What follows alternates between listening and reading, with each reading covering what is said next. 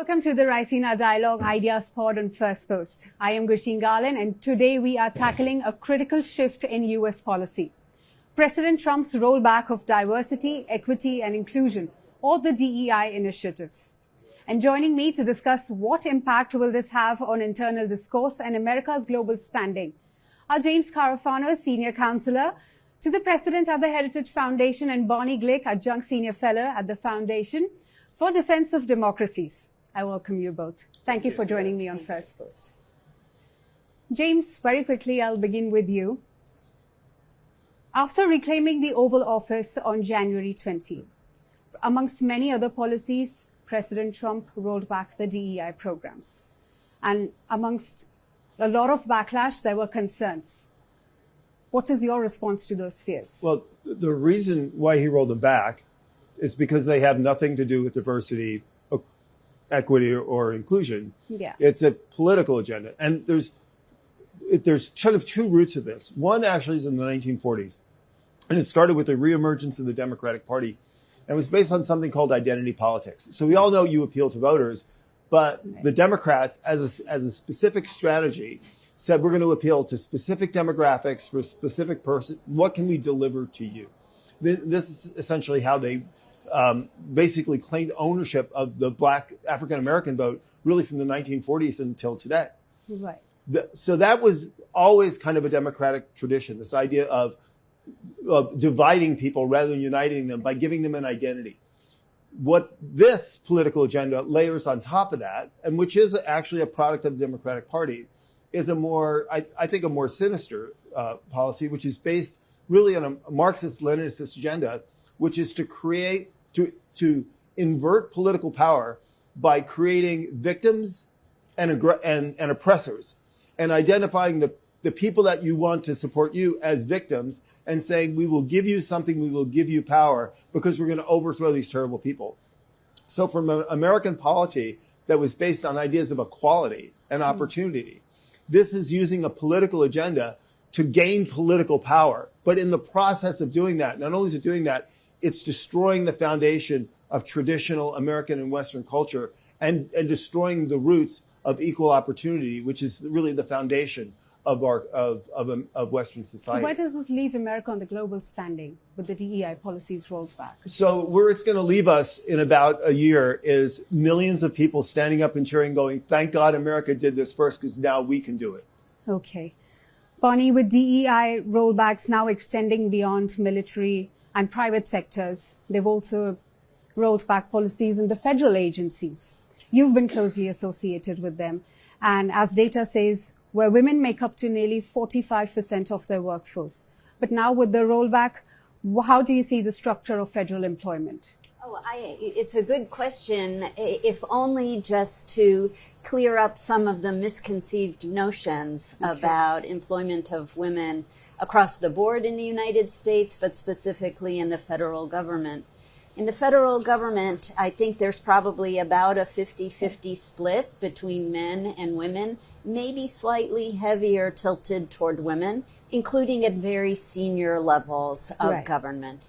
I think the rollback of DEI initiatives will have absolutely nothing to do with how women are represented in roles in leadership in every level of government employment. Rather, as Jim was saying, the idea that the Democratic Party posited that DEI was designed to empower certain underrepresented communities is really quite false. And what it has actually done is disempowered nearly everyone other than an elite bureaucratic class of people within the federal government. I think that's true in industry as well. I think where the federal government begins, it ends up drifting toward private industry. This also is felt very strongly, very deeply at the academic level in the university systems, where for many, many years, privileges were offered to minority students who didn't necessarily meet base levels of academic standards for entry into the universities. What this ultimately did was lower the level of scholarship in universities across the United States while creating a false sense that there was something fair in the admissions process, when in fact it was fundamentally unfair. Right. During the administration, actually, of President Biden, this reached our Supreme Court in the United States in a case of Harvard University, probably considered the most elite school in the United States, where Harvard University was sued for artificially granting admission to minority students while discriminating against other students. In this case, particularly Asian students were discriminated against. And the Supreme Court ruled against Harvard University's admissions practices, and these affirmative action moves, they were called, were declared unconstitutional in the United States. So it's every level of government, not just President Trump, who has said no to DEI. It goes to our highest court in the land that recognizes the fundamental unfairness in a country that was built as a meritocracy. Right. Can I just add, DEI has actually been detrimental to the rights of women. And the poster child for this, of course, is women's sports, where men who want to identify as women are allowed to participate in women's sports. They win all the medals. They take away the opportunity. They take away scholarships. They take away the opportunity to play professionally from women. I think this is an example that where these are used as political agendas, where we're actually taking rights and privileges away from people in order to empower other people. That is not something that I think is healthy. And it's interesting because DEI has actually had very little play in India, which is a deeply multicultural society, maybe one of the most diverse societies on the earth. And yet there's a reason why it hasn't been embraced here. And the reason is, if you did it, all it would do is pit some people against others, which is the opposite of what Indian culture is trying to do, which is to create a space for the many. Narrowing down on privileges, Bonnie, I'd like to ask you, and James, I'll need your insights as well. The LGBTQ plus initiatives, if they are rolled back currently, there were $11.5 million invested for their gender change. There were a number of other big amount of money that was invested in other things as well. What do you have to say about that? Bonnie? A very personal decision on one's sexual orientation is not necessarily something that is fair game for federal government engagement. The general pulse in the United States is that if one wants to have an elective procedure to change the way one presents oneself in society, that's an elective procedure that one pays for out of pocket. I think the biggest issue that came to the fore was children, underage children, who were being encouraged in some cases by their school teachers or their school counselors, and as young as elementary school students, being told that maybe the reason that you don't feel good for the last 3 days is because you, little girl, are really supposed to be a little boy. And you could take some kinds of medicines that would allow you to feel more like a little boy and become a little boy. And by the way, you don't have to tell your parents about this. They don't necessarily have a right to know that you're interested in being a little boy. And that is something that the American people very soundly rejected during our last election in electing President Trump, because Kamala Harris, who was running against him, was very much in favor of supporting what was referred to as the trans agenda, that people who considered themselves to be trans had certain additional rights beyond the health care rights of every other American.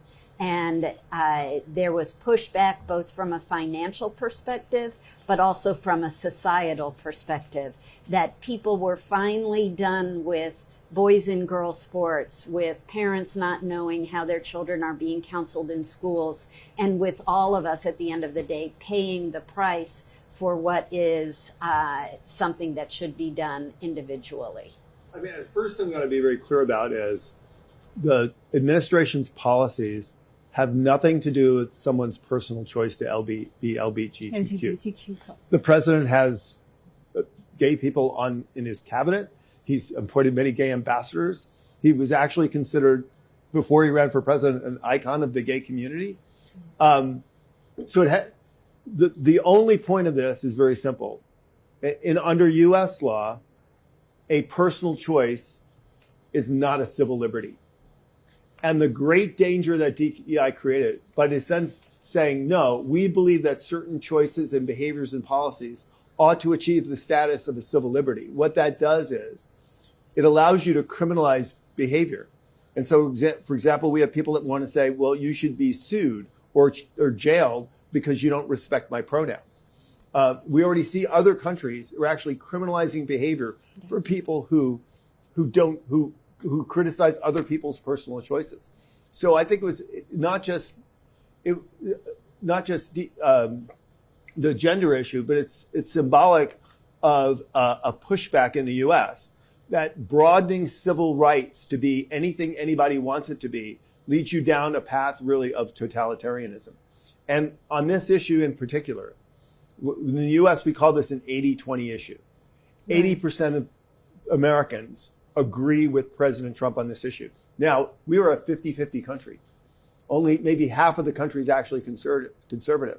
But on these issues that we've been discussing, DEI and politicizing LGBTQ rights and men playing in women's sports, 80% of Americans agree with President Trump. On that note, James, you've had I've gone through your reports, multiple reports, and the one that caught my attention was Trump's foreign policy, what to expect from MAGA 2.0. You wrote, and I quote, "Sometimes one must break a few eggs to make an omelette." Is Trump's DEI policy an example of that? Yes, I think it is, because I think particularly in Europe and in parts of Latin America, we've actually seen a decline in political and individual freedom and press freedoms because of the efforts to implement these DEI policies. We've seen people taking away parental rights. We've seen child abuse. And we've seen people just stand there and watch because they don't want to challenge that. They don't want to be criticized for not going along with the flow. And people have been afraid to say, maybe this isn't actually good.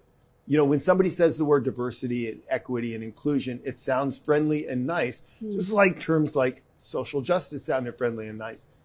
But there's a political agenda behind it, which is incredibly dangerous. And I'm going to add on to that. This goes so far beyond just honing in on LGBTQ rights. The idea and the politicization of identity politics is something that there is now tremendous pushback on in the United States. We see this now with President Trump and Secretary of State Marco Rubio's decisions to deport students who are here, who are in the United States on student visas for taking on activities that they deem to be free speech, but which are actually violent support of terrorism in the United States. When someone is issued a visa to come to the United States, they have to say, I will not participate in activities that support known terrorist organizations. They actually sign a form that says that, and then they come to the United States and say, it's my freedom of speech to attack other students on college campuses, to take over buildings, to hold people hostage. I'm exercising my freedom of speech as something that is important because I fall into this protected class of person.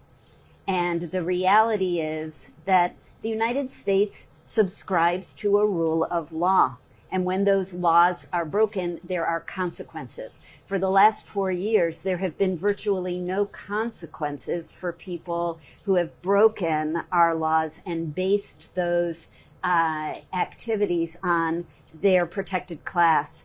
And those days are over. And the dissolution of DEI programs across the board, across corporate, government, and academic sectors is proof that this is something that the American public in general is wildly supportive of. Can I also say, one of the consequences of the imposition of DEI programs in the United States has been an enormous amount of graft and corruption. So we've taken money under the name of these programs and we've given them to people who are political allies or to enrich our friends. And this is something that's coming out now. So I think between these two issues, the threat to human liberty and the massive abuse of graft and corruption that what we see in the United States, other countries are going to look at this and they're going to look at their own programs. And I think they're going to, and then eventually they're going to say, you know what, this is right. So I think DEI is officially dead. It is dead in the United States. And it's dead because not only is this president opposed to it, but he is dismantling all of the instruments that we used to replace it. And he's exposing all of the corruption behind it. So I don't think it has a chance of coming back in the United States.